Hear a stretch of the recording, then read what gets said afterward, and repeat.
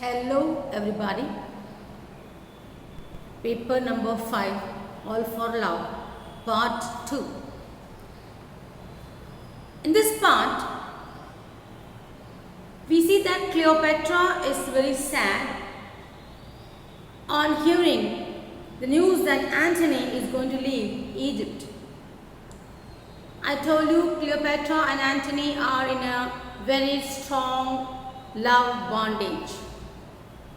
Antony, leaving his wife in Rome, is here in Egypt with Cleopatra because Cleopatra was such a wild beauty and Antony could not leave her.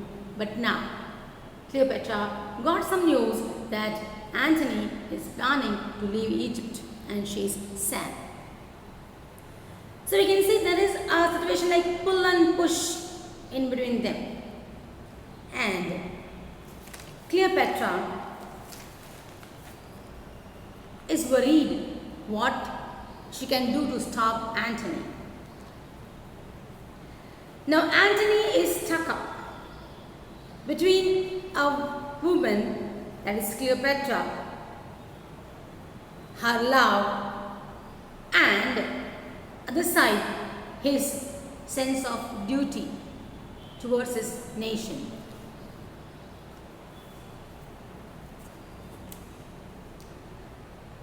In the beginning we see Cleopatra is a true lover.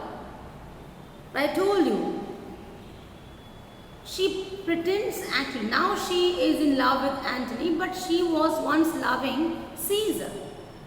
She was also mistress to Caesar. And now Cleopatra and Antony are very intimate with each other. She is aware of her dramatic love with Antony and she shows that she is in madly love with him. And there her servants, her attendant says, "Madam, please be quiet. Please be normal. Don't act madly." And they all insist her to show presence of mind. You can just think logically, how can you stop Antony? And don't be sad. And now Cleopatra says that she is mad, but she is a noble person, so her madness is noble madness. She gives her madness a name, noble madness. She knows her love is illogic, but she is helpless. You know, when somebody loves somebody, love makes some drastic change and that we are helpless. She is unable to console her mind. See, sometimes happens when we know such thing is wrong. We know that is utter illogic, but our heart does not accept that. Our heart says do it, mind says don't. And ultimately heart wins. We always hear, listen to heart than to the mind. And there Cleopatra is unable to console her mind, herself. And she is only concerned with the love what she had for Antony and nothing else. She is quite confident that when she will approach Antony and when she will beg in front of him, Antony will surely repeat, or we can say return his love. A major influence in the conflict of the play is the push and pull between Antony and Cleopatra. I told earlier itself. When Cleopatra was sad, discouraged,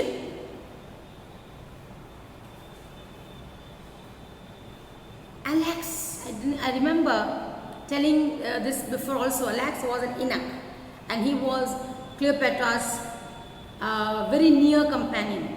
Now that Alex tells Cleopatra, why don't you go and meet Antony in person? Go and talk to him. try to allure him. And now she thinks that's right, maybe she has to go and talk to Antony.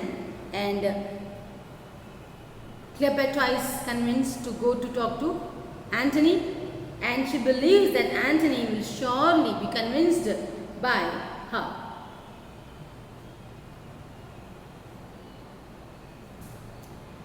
Now she goes and tells Antony that how much she loves him, and she also says that even there was what we can say, people of Rome invited, proposed Cleopatra to join their army. Octavius offered, but Cleopatra denied. So she wants to show how gracious, and she says that even I denied the proposal sent to me by Octavius to join his army. Because I love you, I want to stay for you in Egypt. By hearing this, Antony is a little melted down. He is not in that arrogant state what we have seen him before. And he changed his mind and decides to stay in Egypt and not to go for fighting for Rome. Not to go to Rome. So here we can see Cleopatra has tried her best. By one way or other, she convinced Antony not to leave Egypt. And now, by hearing that Cleopatra denied the proposal given by Octavius, Antony is very happy, and he believes that Cleopatra is truly in love with him. There we find there's a heated argument between these two people. See, they are loving, but the love is wild, barbaric love, and not a spiritual love. When you see the movie, I told you see the movie if you can find out. Cleopatra and Antony had a very strong argument, They are actually utter mad for each other. They behave very impulsively and emotionally rather than thinking what is right and what is logical. They are not thinking logically, they are thinking emotionally. For them, their love is prominent one. The people, the country, the nation is secondary. And that's because of Cleopatra. Otherwise, we have seen that Antony was ready to leave Cleopatra and go to Rome. But now when Cleopatra convinced by saying that she is in a deep love, Antony is again emotional. He forgot his duties. And he also forgot that he has to go back because he has got a wife. So here at first Antony was ready to leave Cleopatra and Egypt. He also was aware of Cleopatra's love drama, as she first had seduced Julius Caesar. But after his death, she claims that she is much in love with Antony. I told you earlier, she was in love with Caesar. She was, we can say, almost a mistress to Caesar. And when he was murdered, she came to Antony.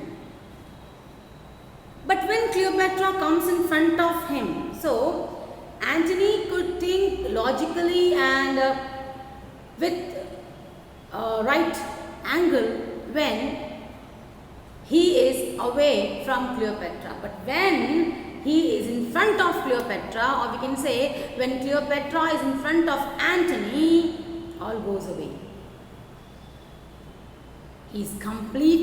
Antony is completely under her love control. So, in this scene, in this part 2, we have seen how Cleopatra tries to stop Antony, and how Antony, who was thinking to leave Egypt and Cleopatra forever, decides to stay back in Egypt with Cleopatra. In next lecture, we will see part 3. Till then, please go through the notes which I have sent you, Grade Saver, and try to understand it. Comment in the comment box. If you have any query, please tell me. If you tell your query, we can solve in the next lecture. Please subscribe and also like. And see you very soon with part 3. Till then, bye girls.